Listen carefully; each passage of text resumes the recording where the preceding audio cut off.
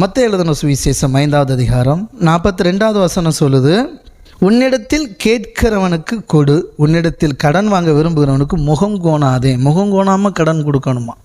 சரி, நம்மளை தேவன் வைப்பார், நான் விசுவாசிக்கிறேன். நமக்கு வாக்குத்தத்தமே அதான், நீயோ கடன் கொடுப்பாய் கடன் வாங்காதிருப்பாய். ஆமேன்.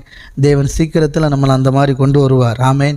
இது ஆசை வார்த்தை இல்லை, தேவனுடைய வார்த்தை. ஆமேன்.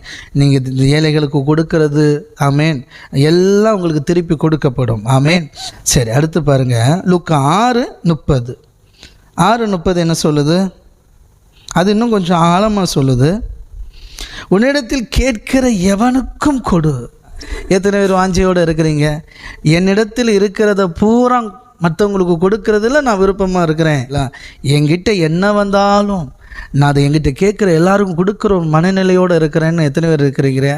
ஆமேன், ஆமேன். அப்படி தான் இருக்கணும். இல்லைன்னா நம்மளை சரி பண்ணிக்கிடணும். புரியுது?